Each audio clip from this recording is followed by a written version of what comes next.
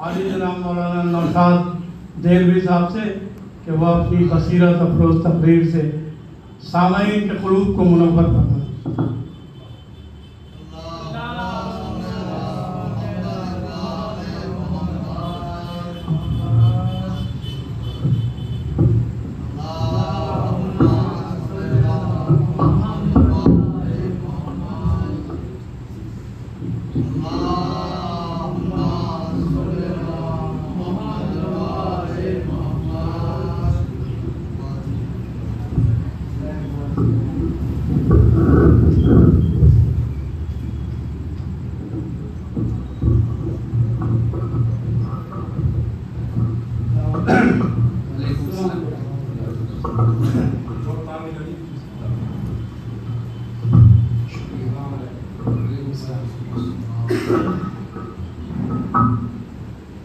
رحم اللہ من قرأ الفاتحہ۔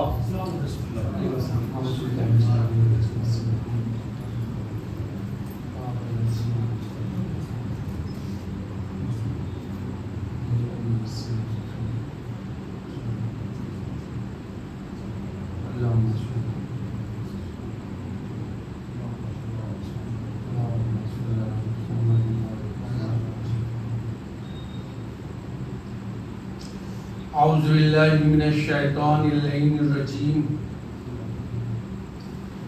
بسم اللہ الرحمن الرحیم، الحمدللہ الذی ہدانا لہذا وما کنا لنہتدی لولا ان ہدانا اللہ، لقد جاءت رسل ربنا بالحق والصلاة والسلام وتحیۃ للکرام علی بہا ذکرہ بحجۃ کافیہ وموحدۃ شافیہ، ارسلوا بالدین المشکور والعلم المعصور والکتاب المستور والنور الساطع والضیاء العامہ، سیدنا الممجد محمود الامجد ابی القاسم محمد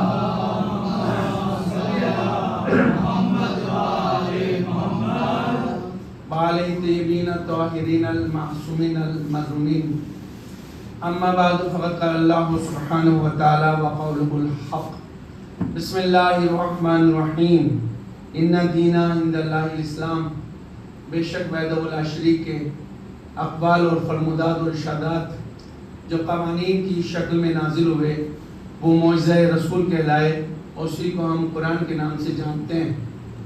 میرے محترم، آپ حضرات اس بات سے بالکل واقف ہیں کہ قرآن مجید جو ہے وہ چراغ ہدایت ہے، روشنی ہے، سبیل ہے، راستہ ہے، حق ہے، معصوم ہے۔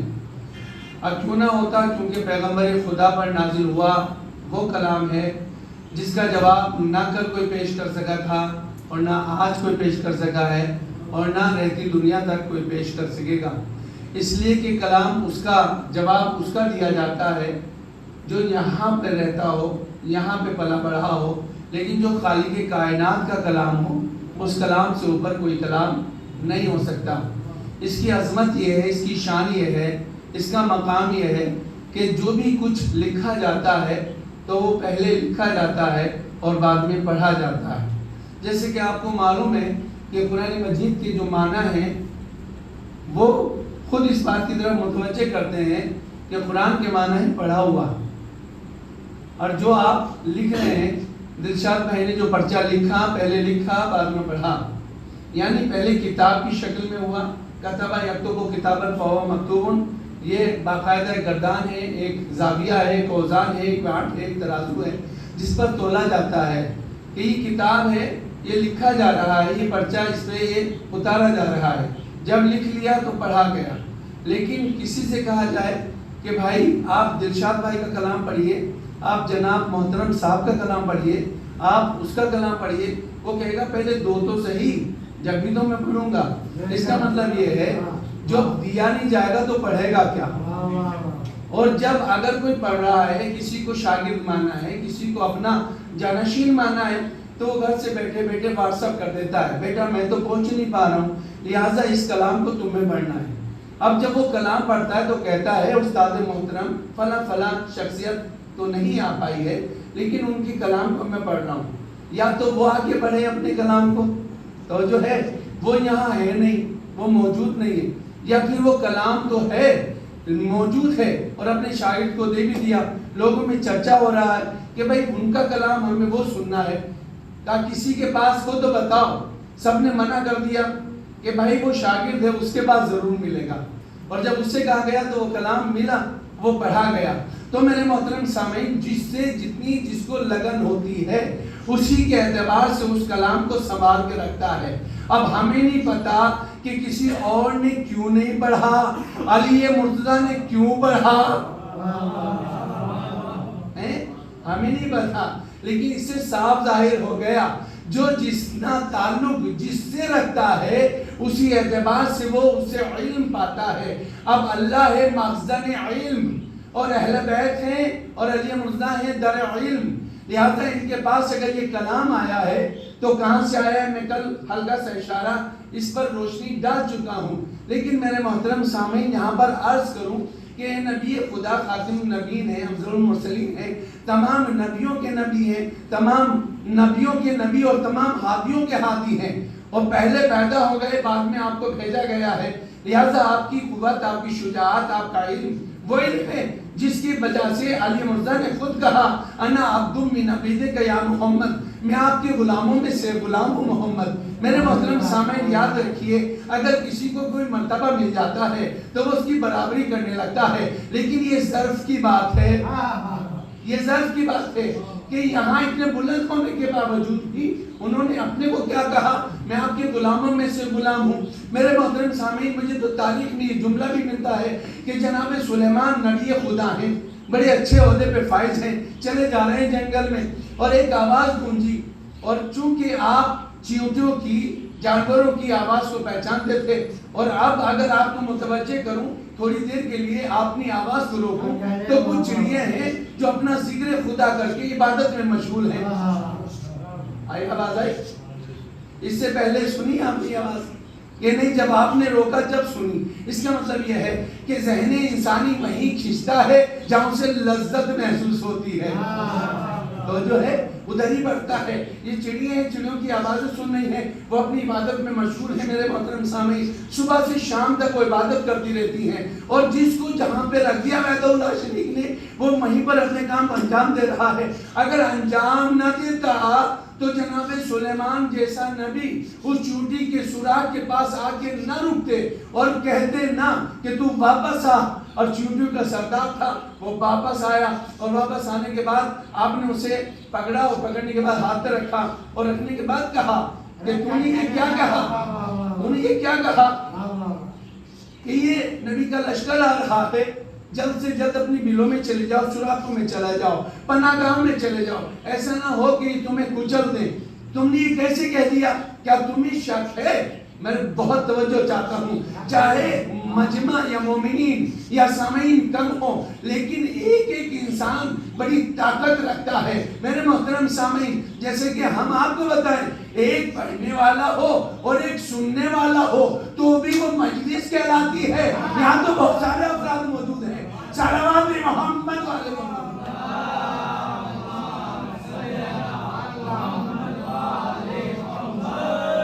لہذا آپ نے کہا کہ بتاؤ تم نے یہ کیسے کہہ دیا کہ لشکر کو چل دے گا؟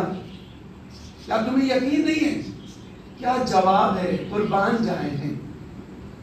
وہ چونٹی کا سردار کہتے ہیں، چونٹی کا سردار، اے نبی خدا، آپ کی نہ نبوت میں شک ہے نہ علم میں شک ہے، آپ سے کوئی خطرہ نہیں ہے، لیکن جو آپ کے ساتھ میں ہے، جو آپ کے ساتھ میں ہے ان سے خطرہ ہے۔ اس کا مطلب یہ ہوا چیونٹی جانور ہے، وہ جانتی ہے کہ نبی اور ہوتا ہے، اصحاب اور ہوتے ہیں۔ صلوات محمد علیہ وسلم،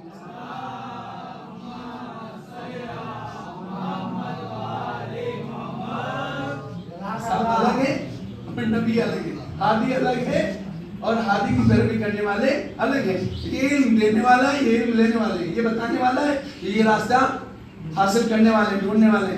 لہذا عجیب سا جملہ کہا نبی خدا نے، اور آپ سنتے رہتے ہیں، امیر المومنین کے چاہنے والے ہیں، اور یہ ذکر ہم سنتے ہیں تو زندہ ہیں، اور یہ ذکر نہ ہو تو ہم خود بخود مر جائیں گے.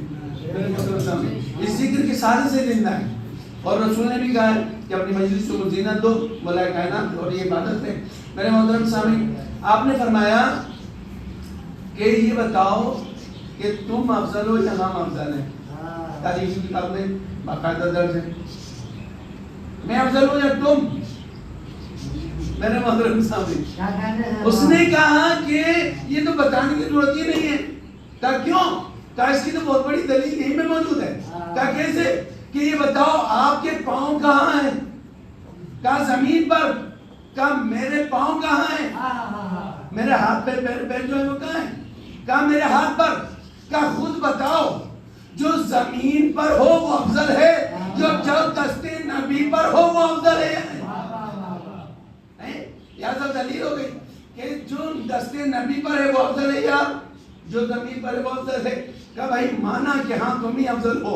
میرے محترم سامعین میں نے کہا تھا یہ اعلیٰ ظرف ہیں، ان کا مقام بہت بلند ہے، یہ بہت عالی شان والے ہیں. میرے محترم سامعین یہ نبی کے ہاتھ پر ہے چونٹی. اس نے کہا کہ میں افضل ہوں اس لیے کہ میں نبی کے ہاتھ پر ہوں. کیا کہنا اس علی کا جو دوش نبی پہ نہیں بلکہ نبوت کے دوش پر، نبوت کی مہروں پر قدم رکھے ہوئے تھے. اور قدم رکھے ہوئے اس موقع پر علی مرتضیٰ نے کہا بتاؤ تم نے اپنی منزل کو کیسا پایا؟ اے اللہ کے نبی اگر چاہتا تو آسمان سے تارے توڑ لیتا. اتنی بلندی پر تھا، اس مقام پر تھا، اس موقع پر تھا کہ چاہتا تو اس طرح سے یہ کام کر سکتا تھا. اس کا مطلب یہ ہے کہ نہ دنیا میں کوئی اتنا بلند ہوا نہ کبھی اتنا بلند ہوگا، اس لیے کہ نبی الگ ہے، نبی کی مہر نبوت الگ ہے. جو مہر نبوت پر پاؤں رکھتا ہو اسے علی مرتضیٰ کہتے ہیں، اسے علی مرتضیٰ کہتے ہیں. میرے محترم سامعین یہیں کے لیے میں نے جملہ کہا تھا اے علی بتاؤ آپ کا جب مقام یہ ہے، آپ کی عظمت یہ ہے کہ آپ دوش نبی پر سوار ہیں تو آپ کا مقام کیا ہے؟ میرے محترم سامعین اس وقت کہنا چاہیے تھا کہ میں تو نبی کے برابر ہو گیا، نبی سے اونچا ہو گیا. اسی موقع پر آپ نے کہا تھا انا عبد من عبید گیا محمد، میں تو آپ کے غلاموں میں سے غلام ہوں. سارا بار میں محمد والے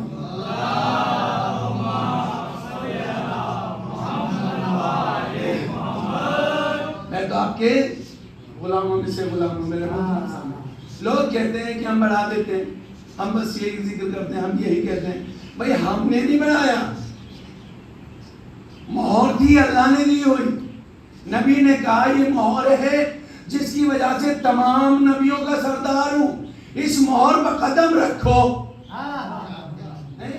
یہ ہم نے بڑھایا ہے کسی اور نے بڑھایا؟ نبی ہے، اللہ نے کہا اعلان کر دو. بھئی اعلان تو ایسے بھی ہو سکتا تھا نا کہ جس کا میں مولا ہوں اس کا یہ علی مولا ہے، لیکن اعلان کرنے میں بھی آپ نے فضیلت رکھی. ہاتھوں کو اٹھا کے تمام مجمع کے سامنے اپنے کو چھپا دیا، علی کو سامنے لے آئے. بھائی لوگ ہم سے کہتے ہیں علی کو بڑھا دیتے ہو، یہ نبی کے ہوتے ہوئے نبی نے آگے کر دیا، خود پیچھے رہ گئے. ہم نے کیا ہے، نبی نے کیا. میرے محترم سامعین یہ تمام کی تمام چیزیں ہم نے نبی سے پایا، لیکن باعظمت ہیں، باشرف ہیں، باظرف ہیں. انہوں نے کہا میں آپ کے غلاموں میں سے غلام ہوں. علم موجود ہے. رسول اسلام نے کہا انا مدینہ العلم والبابا، میں شہر علم ہوں اور علی اس کا دروازہ ہے. مسلسل سوال آپ سے کیے گئے، مسلسل گفتگو آپ سے کی گئی، لوگ آئے اور آپ سے پوچھتے رہے. لیکن میرے محترم سامعین یہ جو آج اس وقت میں آپ کے گوش گزار کرنے جا رہا ہوں، یہ مجموع الفضائل میں لکھا ہے جو مناقب شعر عاشق کا ترجمہ ہے. صاحب کتاب لکھتے ہیں کہ امیر المومنین کے زمانے میں کچھ لوگ حج پہ گئے. اس میں ایک آدمی تھا جس نے حج پہ جانے کے بعد کچھ انڈوں کو بھون کر کھایا. بہت اس میں جو حج پہ جانے والے ہیں، جو مسلسل زیارتیں کرنے والے ہیں اور احرام باندھنے والے ہیں، انہیں پتا ہے کہ بال اکھاڑنا جرم ہے، سائے میں چلنا جرم ہے، اپنی جو نکلی ہے سر میں سے اسے مارنا جرم ہے. لہٰذا اس نے وہاں جا کے کیا کیا؟ کوئی بات کہیں، کچھ کہنا چاہتے ہیں آپ؟ صلی اللہ علیہ محمد والے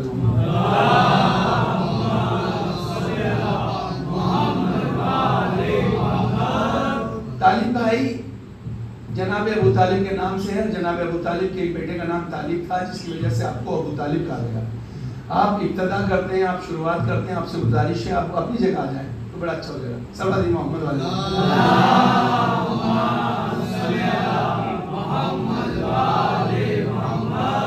اور آپ بھی تھوڑا تھوڑا آگے آ جائیے. جزاک اللہ، سبحان اللہ. کہیں جانا تو نہیں ہے آپ کو؟ مجھے ماشاء اللہ زندہ باد.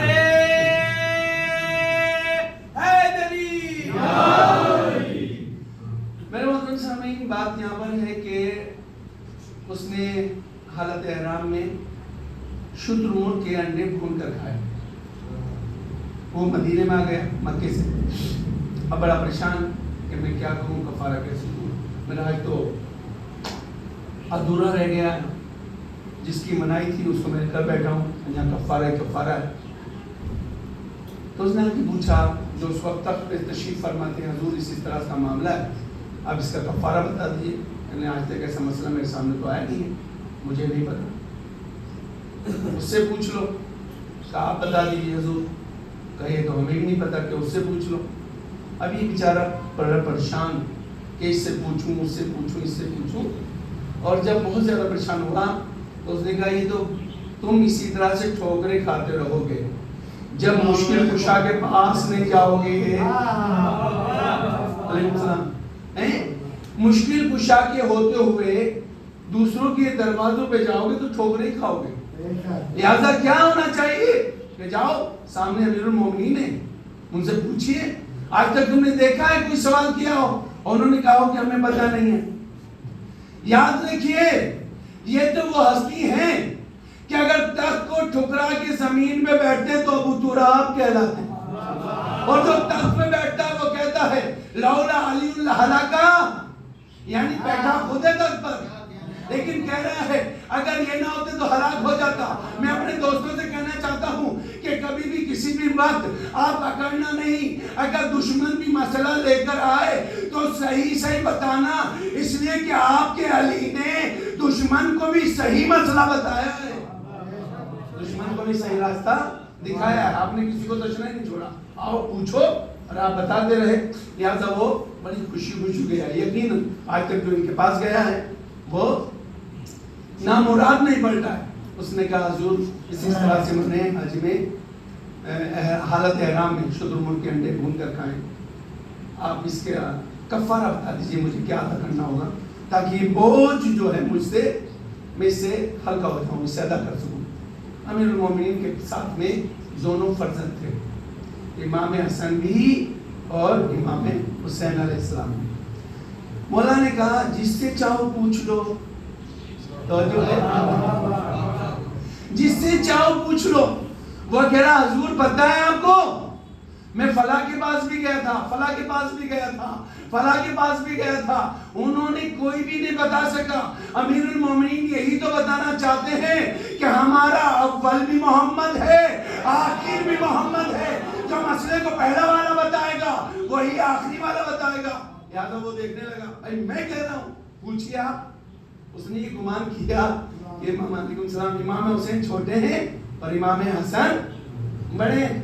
یا تو اس نے یہ گمان کیا اور امام حسن علیہ السلام کی طرف متوجہ ہوا. حضور بیٹا صاحبزادے آپ یہ بتائیے جو مسئلہ آپ نے سنا کیا سن لیا؟ کا دہرانے کا بالکل ضرورت نہیں ہے. توجہ ہے، کوئی ضرورت نہیں دہرانے کی. اگر وہ مسئلے کو نہ بھی بتاتا علیکم السلام تو بھی آپ مسئلہ بیان کرتے، اس کا کفارہ بیان کرتے. وہ بیان کر چکا پہلے، ضرورت نہیں ہے تو بتائیے. آپ نے فرمایا جتنے تم نے انڈے کھائے ہیں بھون کر اتنے ہی ان انڈوں کو عوض آپ اونٹنیاں لیجئے اور اونٹنیاں لینے کے بعد اونٹوں سے متصل کیجئے. جو ان سے بچے پیدا ہوں انہیں راہ خدا میں قربان کر دینا. اب یہاں پہ جو معاملہ وہ حیران ہے کہ یہ کیسے مسئلہ بھی کیا کہہ رہے ہیں. امیر المومنین سے کہا کہ مولا کہ بالکل ٹھیک ہے، لیکن امیر المومنین نے کہا اس وقت، حضرت علی نے فرمایا بیٹا آپ نے کہا ہے کہ اونٹنیاں جتنی انڈے کھائیں اتنی متصل کیجیے اونٹوں سے، اور جو بچے پیدا ہوں انہیں راہ خدا میں قربان کر دینا۔ کچھ اونٹنیاں ایسی بھی تو ہوتی ہیں کہ وہ بچہ دینے کے قابل ہی نہیں ہوتی۔ فوراً امام حسن نے کہا کچھ انڈے بھی تو گندے نکل جاتے ہیں۔ صلوات محمد و آل محمد۔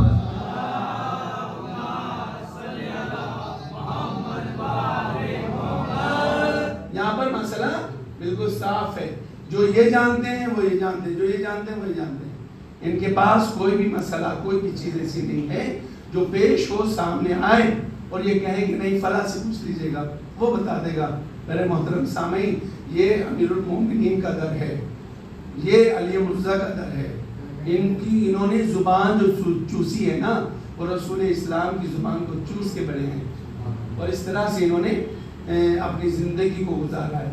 اور یہ یقین نہیں آتا کہ اگر یہ مسئلہ یہ نہیں بتائیں گے تو کون بتائے گا، یہ نہیں بتائیں گے تو کون بتائے گا۔ میرے محترم سامنے بات کو تمام کرنے والا ہوں اپنی، لیکن اس طرح سے آگے بڑھوں کہ میں نے کل آپ کے سامنے یہاں پر یہ بات پیش کی تھی کہ حضرت امام حسین علیہ السلام کی ولادت ہوئی، فطر سایہ بالوں پر لے گیا، جس کی ابتدا، جس کا آغاز، جس کا آنا، جس کا یہاں دنیا میں آنکھیں کھولنا اس بات کی علامت ہو کہ یاد رکھو حضرت امام حسین کوئی معمولی ہستی نہیں ہے، امام حسن کوئی معمولی ہستی نہیں ہے، حضرت علی کوئی معمولی ہستی نہیں ہے، چاردہ معصومین کوئی معمولی ہستیاں نہیں ہیں، بلکہ یہ تو وہ ہیں کہ ادھر آتے ہیں اور ملائکہ کے بھی مشکل کشا کہلاتے ہیں۔ ان کو کم مت سمجھنا، ان کی عظمت یہ ہے اگر یہ جائیں آئیں پہنچیں تو اس کو اگر دیکھنا ہے تو دیکھو۔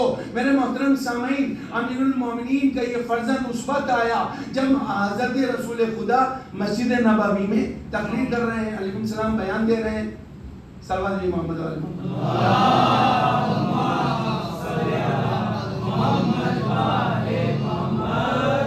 آپ تقریر کر رہے ہیں، بیان دے رہے ہیں، مسلسل سنا ہوا آپ کا واقعہ کیسے؟ آپ جیسے کہ میں یہاں پہ آپ کے سامنے گفتگو کر رہا ہوں اور درمیان میں ایک بچی مسلسل آتی ہے، کربلائی ہماری بچی، لیکن آج طبیعت تھوڑی سی ناساز تھی، وہ نہیں آئی ہے، اور جب جاتی ہے تو بابا سے کہتی ہے مولانا سے مل کے آتی ہوں، ہے نا، اس کو کچھ ہو جائے یا کوئی بھی بات ہو تو آپ اٹھا لیں گے، گود میں بٹھا لیں گے، بابا لے لیں گے، لیکن میں محبت میں ممبر پہ نہیں لا سکتا، توجہ ہے، ممبر پہ نہیں لا سکتا۔ بہت انسیت ہے مجھے، بہت پیار ہے بچوں سے، خاص طور سے نبی کی حدیث بھی ہے، نبی کا زمانے میں بچوں کو دیکھتے تھے وہ سلام کرتے ہوئے چلتے تھے، اس لیے ان کی عزت کرو کہ وہ معصوم ہیں، اور اگر کچھ بڑے بھی ہو جائیں تم سے عمر میں کم ہے تو اس لیے کرو کہ ان کے گناہ کم ہیں، بڑے اس لیے ان کی عزت کرو کہ ان کی عبادت ہی زیادہ ہے، کسی کو کم مت جانو، آپ یہ مت سمجھو کسی کو کہ کوئی چھوٹا ہے یا بڑا ہے، پیسوں کے حساب سے کوئی نہ بڑا ہوتا ہے نہ چھوٹا ہوتا ہے۔ دنیا کے بہترین تختوں پہ بیٹھے ہوئے انسان تھے، لیکن کل کائنات کا مالک امیر المومنین علیہ السلام کسی تخت کے، کسی حویلی کے پاس نہیں جاتا تھا، بلکہ خرمے کی دکان پر بیٹھ کر کے میثم تمار کو تقویت دیتا تھا۔ میثم تمار کو تقویت دیتا تھا۔ آپ پہچان سکتے ہیں، کوئی اگر تاجر ہے، کوئی چیز بیچ رہا ہے، اگر اس نے حق کے لیے آواز اٹھائی ہے اور حق کے اوپر قدم ہے تو یقین جانیے وہ بہت مضبوط ہے، کوئی چھوٹا بڑا نہیں ہے، بلکہ کردار کے حساب سے آدمی چھوٹا بڑا ہوتا ہے، حق کی آواز سے چھوٹا بڑا ہوتا ہے۔ میرے محترم سامعین، بات یہاں پہ پہنچ رہی تھی، لیکن تھوڑی سی بات کو آگے بڑھا رہا ہوں، چھوٹا سا، تھوڑی سی بہت لمبی ہو جائے گی، 2 منٹ مجھے احساس ہونے لگتا ہے، لیکن میرے محترم سامعین یاد رکھیے، ایک انسان ہے گنگا نگر میں آپ کے یہاں، جو جب مجلس ہوتی ہے، جب پکارا جاتا ہے، جب فرش اذاں بجتا ہے، وہ کسی بھی جگہ پر ہو، کسی بھی موقع پر ہو، کسی بھی حال میں ہو، وہ دوڑتا بھاگتا وہاں پہ بھی مجلس میں شریک ہو رہا ہے، وہاں پہ بھی مجلس میں شریک ہو رہا ہے، یہاں پہ بھی مجلس میں شریک ہو رہا ہے، اور اس قدر مجلسوں میں جاتا ہے، میرے محترم سامعین وہ کہیں نہیں ملتا، جب بھی دیکھو فرش اذاں پہ ملتا ہے، جب بھی دیکھو نماز میں ملتا ہے، جب بھی دیکھو جلسے میں ملتا ہے، جب بھی دیکھو فرش اذاں پہ ملتا ہے۔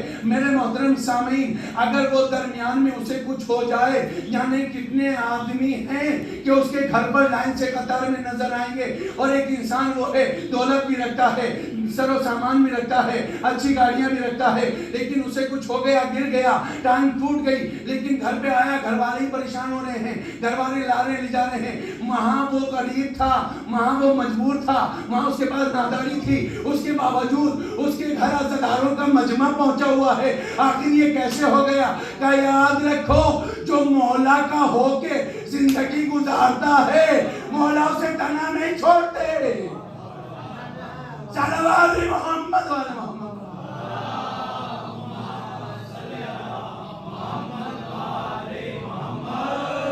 یہ میرے یاد رہا، کس نے یاد دلایا تو تھوڑا واقعہ ہے، طولانی ہو جائے گا، اسے میں یہاں لانا نہیں چاہتا، انشاءاللہ کل کوشش کروں گا، یاد رہا تو میں بتاؤں گا کہ فرش اعضاء یا ان چیزوں سے ملنے والی چیزیں کس قدر دیر پا ہوتی ہیں اور اس کا اثر کیا ہوتا ہے۔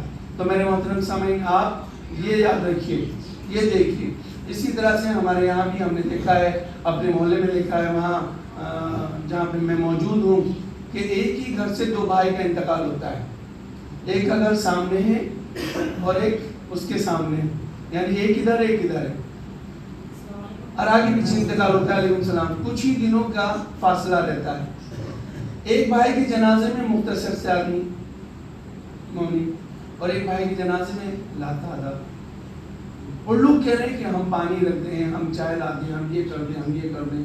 اس کے ایک بیٹا اس کا بھی اور ان کے دو بیٹے، جن کے دو بیٹے وہاں پر کوئی بھی نظر نہیں آ رہے، جو رشتہ دار ہیں وہ اپنے گھر سے دور دراز سے لے کے آ رہے ہیں، اور اس کے پاس اپنی شیعہ بھی، سنی بھی، ہندو بھی، سب لوگ لگے پڑے ہیں۔ بھائی معاملہ کیا ہے؟ یہ معاملہ ملنساری کا ہے۔ جب تم انسانیت کو ٹھکرا کر اپنی زندگی جانوروں والی جینا شروع کر دو تو پھر ملے گا کون؟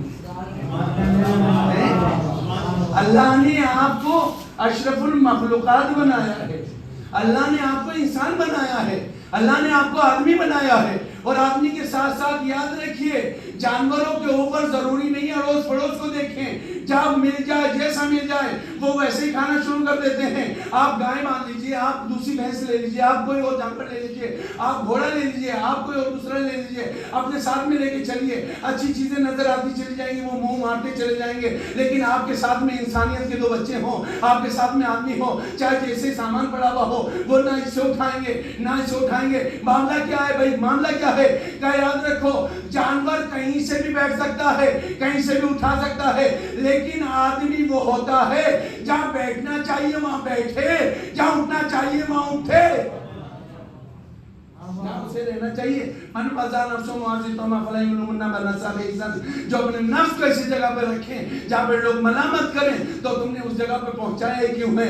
میرے محترم سامعین یاد رکھیے کہ یہی وجہ ہے کہ کہا جاتا ہے کہ جماعت سے نماز پڑھو، جماعت سے نماز پڑھو۔ جب آپ لوگ جماعت سے نماز پڑھتے ہو تو ایک دوسرے سے ہاتھ پوچھتے ہو، مسجد میں آ کے پوچھ رہے ہو، آپ کسی کے گھر میں نہیں جا رہے، کوئی پریشان نہیں ہو رہا ہے، بھائی محلے کی مسجد ہے، سب لوگ جا رہے ہیں، حکم ہے کہ گھر میں نماز پڑھو گے تو ایک رکعت کا ایک ہی ثواب ہوگا، اب محلے کی مسجد کی نماز ہے تو ایک رکعت کا 25 رکعت ثواب ہوگا، اور وہ مسجد جس میں جمعہ ہوتا ہے ایک رکعت کا 100 رکعت کا ثواب آپ کو ملے گا، ایک رکعت کا 100 رکعت ثواب مل رہا ہے۔ لیکن اگر یہی نماز کربلا میں ہو یا نجف اشرف میں ہو، ایک رکعت نماز کا 2 لاکھ نماز کے برابر ثواب ملتا ہے، 2 لاکھ رکعت کے برابر ملتا ہے۔ میرے محترم سامعین یہ بڑی فضیلت ہے، چاہیے آپ اگر پیسہ ہو آپ کے پاس تو پیسہ لیجئے اور کسی بھی طرح سے آپ جائیے، کربلا زیارت کیجئے، مولا کائنات کی بارگاہ میں جائیے، آپ وہاں مکے میں جائیے، آپ جناب فاطمہ زہرا صلوات اللہ علیہ کی قبر کے پاس جا کے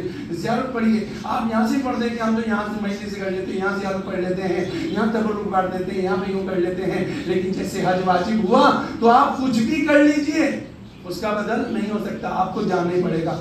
تو میرے محترم سامعین پتہ ہی چلا، معلوم یہ ہوا انسانیت بہت بڑی شے ہے، اور انسانیت کو اگر یاد رکھیں گے تو تم بھی اپنی زندگی میں محفوظ ہوں گے، اور جس کی مدد کر رہے ہو ہمیشہ یاد رکھے گا۔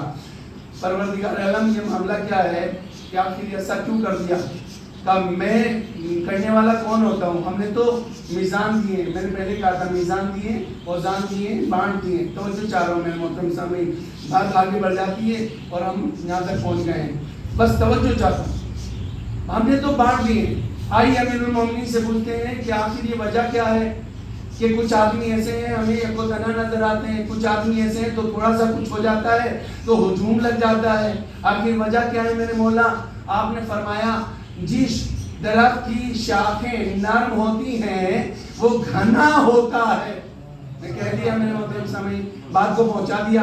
کوئی پوچھنا چاہتا ہے، عربی میں لینا چاہتا ہے میں دوں گا. کلمات الانکسار نہج البلاغہ میں یہ واقعہ یہ چیز درج ہے آپ کا قول کہ جس کی ٹہنی شاخیں نرم ہوتی ہیں وہ گھنی ہوتی ہیں. اس کا مطلب یہ ہے جب تم کسی سے پیار سے بات کرو گے، جب تم کسی کو سلام کرو گے، جب تم دیکھ کر نظر نہیں چراؤ گے، قریب جا کے سلام دعا کرو گے، تو ایسے کیسے ہو سکتا ہے کہ تم جا رہے ہو اور تمہیں پکار کرنا کہ بھائی کہاں جا رہے ہو؟ وہ پوچھنے والا اسی لیے پوچھ رہا ہے کہ تم نے اسے پوچھا ہے. آپ کا مولا کہہ رہا ہے. اور جو سخت ہوتا ہے، جو ٹہنا بہت سخت ہوتا ہے، وہ اکیلا چلتا ہے نا. آپ اکیلا چلتا ہے، یہ کو تنہا ہوتا ہے. کھجور کا پیڑ ہے میرے محترم سامعین، آپ ملائیے ٹوٹ جائے گا ہے نا. شہتوت کا درخت ہے، توت کا درخت ہے نا. اس کی ٹہنیاں کیسی ہوتی ہیں؟ جہاں بھی موڑیں گے موڑ جائے گی. ہم نے مشاہدہ کیا ہے جس کی نرم ہوتی ہے وہ شاخیں گھنی ہوتی ہیں. اور جو نرم والا بات ہے، اہل بیت سے زیادہ نرم کوئی نہیں تھا. اہل بیت سے زیادہ نرم کوئی نہیں تھا. اگر نرم نہ ہوتے تو آپ کی ایک آواز پر مان آ گئے ہوتے اور آپ کے چاہنے والوں کی آواز پر یہاں نہ آ گئے ہوتے. صلوات محمد والے محمد.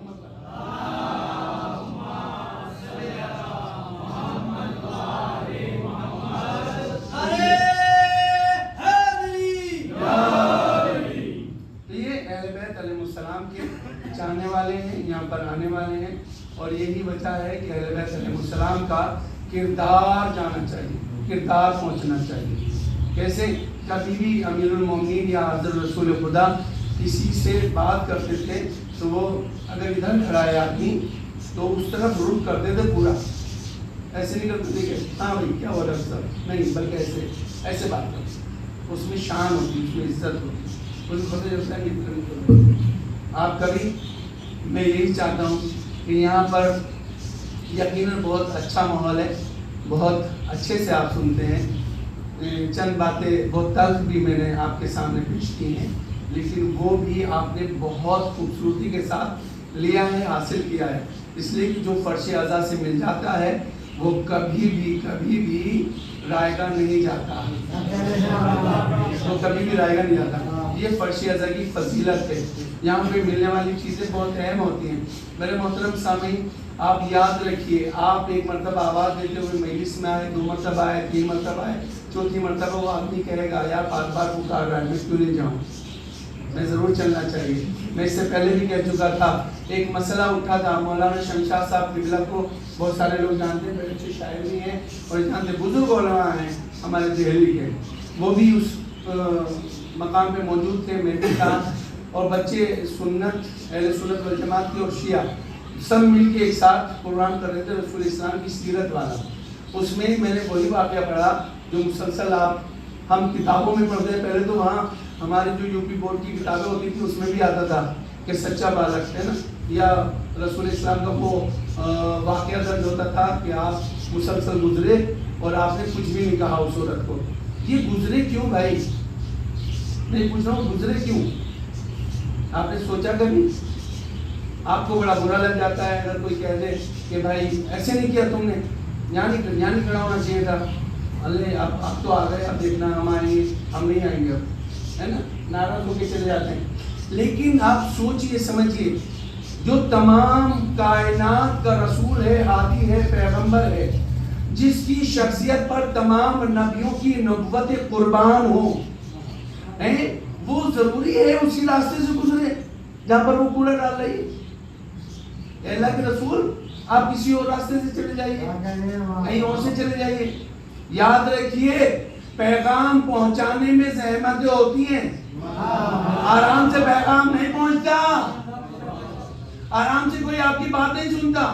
اکیلے آپ کھڑے ہو جائیے اور چھاتا لگا لیجئے اور چھتری لگانے کے بعد آپ یا حسین کہتے ہوئے چلیے، آپ کے ہاتھوں میں دودھ کی بوتلیں اور پیتے ہوئے چلیے، لوگ کہیں گے بھائی یہ کیا بات سنے. لیکن جب آپ ماتم کرتے ہوئے جائیں گے، نوحہ پڑھتے ہوئے جائیں گے، لوگ باقاعدہ آپ کے قریب آتے چلے جائیں گے. آخر انہیں ہو کیا گیا؟ اب آپ بتائیں گے تھوڑی سی ہم تکلیف اپنے بدن کو دے رہے ہیں تو آپ اکٹھے ہو گئے. یہ سنیے، جس نے اپنے پورے خانوادے کو کربلا میں حسین نے دین کے نام پر لٹا دیا، انہی کے صدقے سے آج مسجدوں میں آذانیں ہو رہی ہیں. یہ کیسے پتا چلے گا؟ آپ کی تکلیف سے پتا چلے گا، آپ کے جانے سے پتا چلے گا، آپ کے بلانے سے پتا چلے گا. لہٰذا رسول اسلام بھی وہاں پر جاتے رہے، آتے رہے. اور وہ موقع آیا کہ ایک دن جب آپ پر کوڑا نہیں ڈلا، آپ کو معلوم ہے اچھی طرح سے، تو یہ پوچھا کہ وہ کہاں ہے بڑھیا؟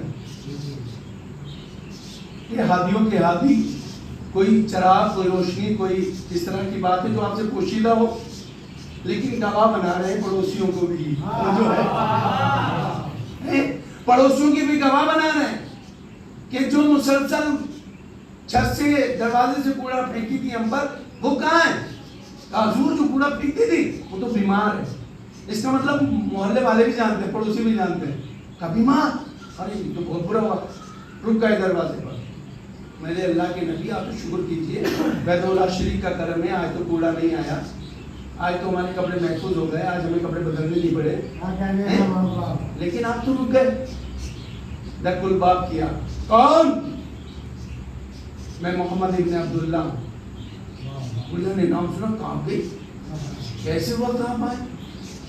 جب بھی میں بیمار ہوں، پریشان ہوں، اور آپ اس وقت میں اس لیے نہیں آیا ہوں کہ اس سے بدلا لوں، بلکہ مجھے پتا چلا ہے کہ بیمار ہے. مجھے معلوم ہوا ہے کہ تو بیمار ہے. میں تو تیری عیادت کے لیے آیا ہوں. ہو سکتا ہے تیرے پاس دوائی نہ ہو، تیرے پاس جو ہے کھانے پینے کی چیزیں نہ ہو، لاؤ میں تمہیں لا دیتا ہوں. میرے محترم سامنے، اتنا بڑا قریب، میں مسلسل تکلیف دیتی ہوں اور آج مجبور ہوں، تو میری مجبوری کو ختم کرنا چاہتا ہے جس کو میں پریشان مسلسل کرتی ہوں. فوراً اس نے کہا یقیناً اگر دین کسی کا سچا ہے تو آپ کا دین سچا ہے. میں کلمہ پڑھتی ہوں، مجھے آپ مسلمان کیجئے. میرے محترم سامعین، پتہ یہ چلا، معلوم یہ ہوا. میں یہیں پر رک کر ایک بات عرض کروں آپ سے حضور والا. میرے بزرگ آپ تشریف فرما ہے. یہیں پر رکنے کے بعد ایک بات کہنا چاہتا ہوں. یہ بڑھیا کون تھی؟ رسول کی کیا لگتی تھی؟ یہ خالی آدمی تھی، آدمیت اس کے اندر نہیں تھی. یہ انسان تھی، انسانیت اس کے اندر نہیں تھی. لیکن اس کے باوجود بھی بیمار ہو گئی. اللہ کا نبی وہاں تک پہنچ گیا. ایک پیغام دینا چاہتا ہے کہ یاد رکھو، جب ہم اپنے دشمن کو بھی بغیر مزاج پرسی کے آگے نہیں بڑھتے تو تمہیں یہ کیا ہو گیا؟ شیعہ بیمار ہو اور تم پوچھو نہیں. تم اس کی عیادت نہ کرو، تم اس کی خبر گیری نہ کرو. صلوات محمد والے محمد.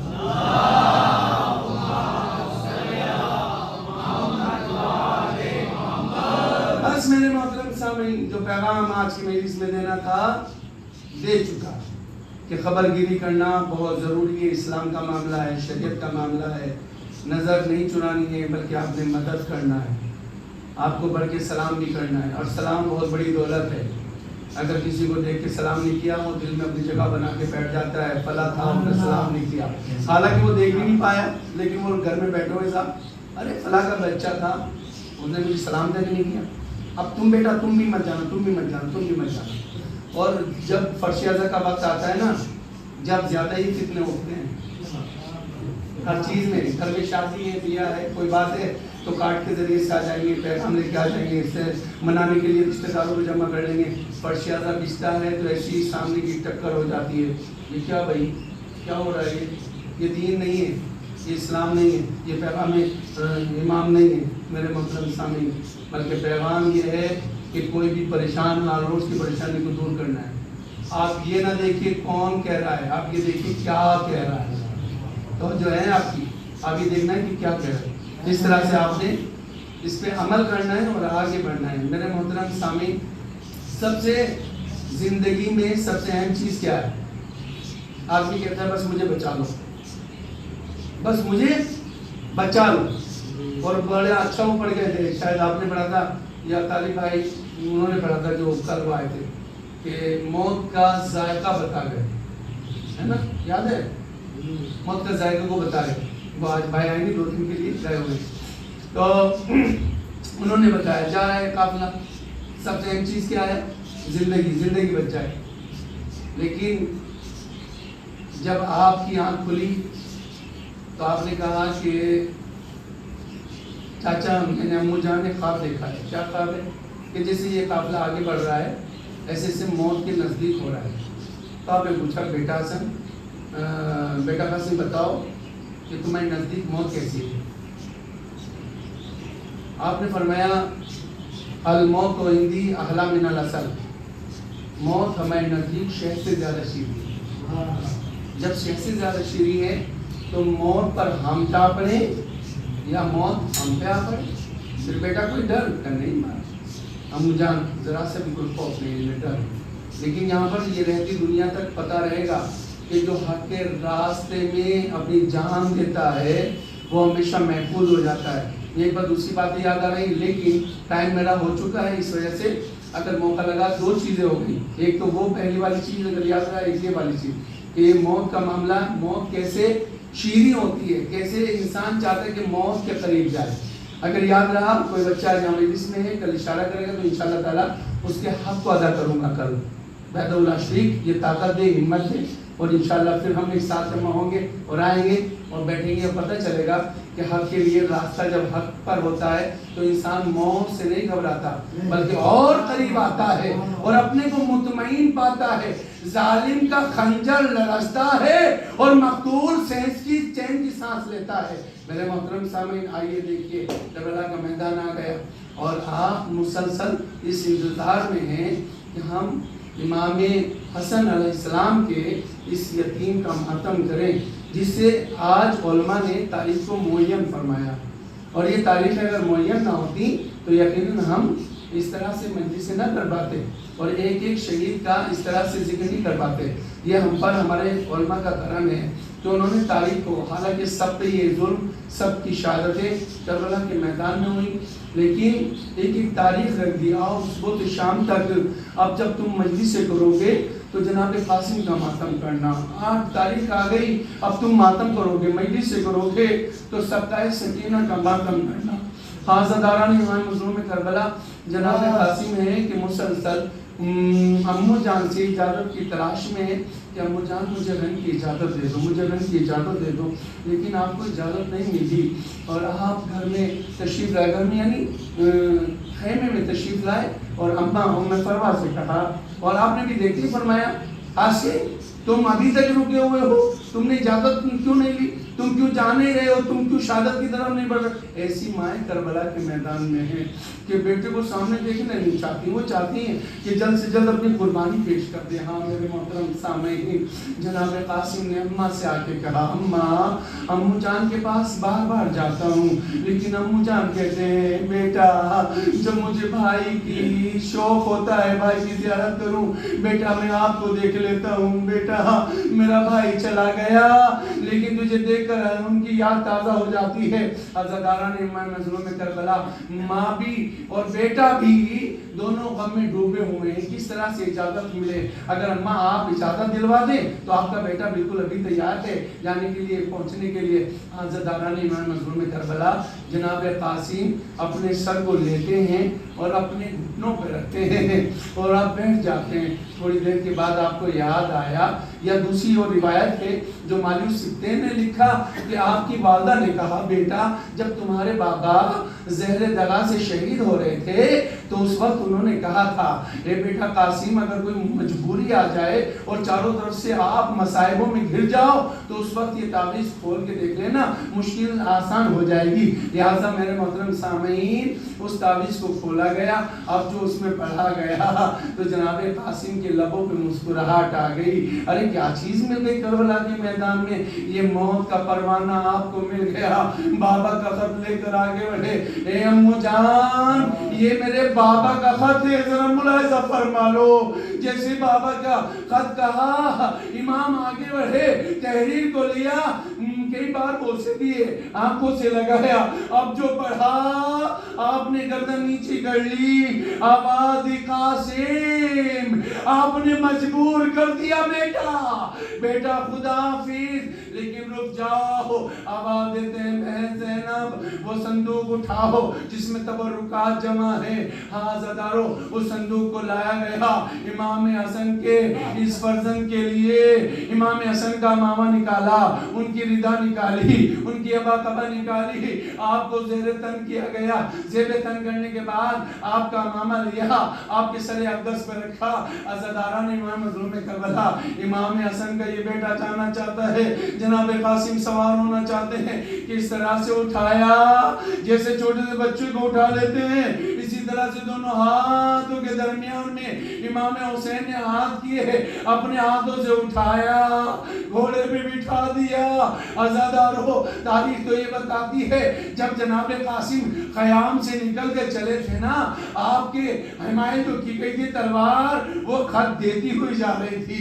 ارے 13 برس کا سن ہے، جناب قاسم کو سوار کیا گیا، آپ چلنے کے لیے تیار ہیں۔ عزاداران امام مظلوم کربلا، لیکن امام آواز دیتے بھیا حسن، آپ کی نشانی بھی جا رہی ہے۔ جناب امام حسن کے بیٹا آگے بڑھتا ہوا چلا، ظالموں کے سامنے رجس پڑھا، اور رجس پڑھنے کے بعد آپ نے کہا آؤ ذرا ہم سے مقابلہ کرو۔ تلوار کھینچنے کے بعد آپ نے حملے پہ حملہ کرنا شروع کیا۔ عزاداران امام مظلوم کربلا، تاریخ میں یہ تنہا وہ لاشا ہے، یا تو لاشا امام حسین علیہ السلام کے ساتھ ایسا ہوا ہے، یا لاشا جناب قاسم کے ساتھ ایسا ہوا ہے۔ آپ نے سنا تھا نا قاسم سلیمانی کی شہادت ہوئی تھی نا، کس قدر آپ کا ہجوم تھا، کس قدر آپ کی لاشے کو جگہ جگہ پر تشہیر کیا گیا تھا۔ قاسم سلیمانی بہت بڑا نام ہے تاریخ میں، عزادارو حق کے پیما کو قاسم سلیمانی کہتے ہیں، آپ کا بہت بڑا رازدار تھا آیت اللہ خامنائی کا، لیکن قاسم نام تھا تو شہادت بھی ایسے ہی ہوئی ہے، آپ کی بھی لاش کے ٹکڑے ہو گئے تھے، بڑا صبر آ جاتا تھا کہ آپ کی ماں نے کتنا اچھا نام رکھا۔ ہائے غضب ہو گیا، جناب قاسم گھوڑے سے گرتے ہوئے پکارے السلام علیکہ یا اماں، اے چچا جان میرا سلام قبول کیجئے۔ فوراً آواز دی اکبر چلو، اے عباس آگے بڑھو۔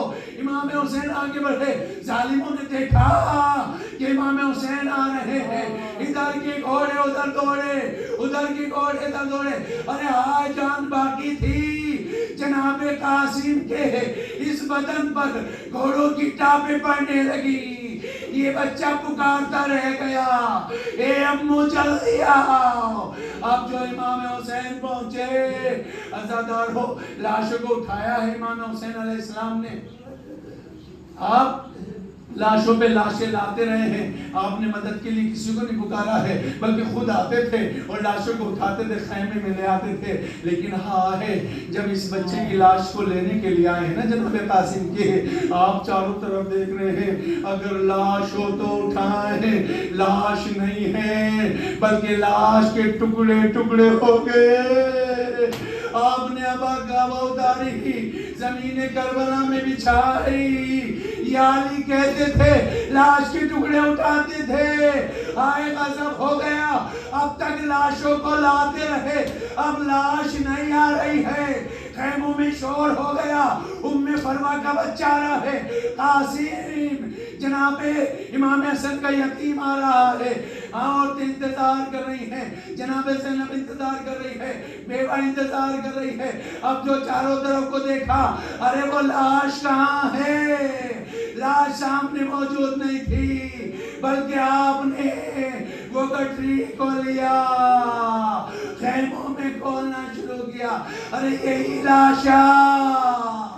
آئے عزادارو، جناب قاسم کا یہ لاشا۔ اب آپ جانتے ہیں نا، آج کی شب کوئی بھی غم نہیں مناتا سوائے غم قاسم کے، آپ کے نام پہ ماتم ہوتا ہے، آپ کے نام پر مہندیاں سجائی جاتی ہیں، مہندیاں نکالی جاتی ہیں، کیوں؟ اس لیے کہ جو بچہ بڑی منتوں کا ہوتا ہے نا، ماں کو بڑی آرزو ہوتی ہے مہندی لگے گی، گھر سجے گا، لیکن ہائے عزادارو اگر جوانی میں کوئی چلا جاتا ہے جس طرح سے اس کا سہرے کا انتظام کیا جاتا ہے اسی طرح سے اب یہ مہندی نکلتی ہے جب بھی مہندی کو چومنا کربلا کا رخ کر کے کہنا آئے کاسے اِنَّا لِلَّهِ وَإِنَّا إِلَيْهِ راجعون رزقاً بقضائه وتسليما لأمره ما قدم سرے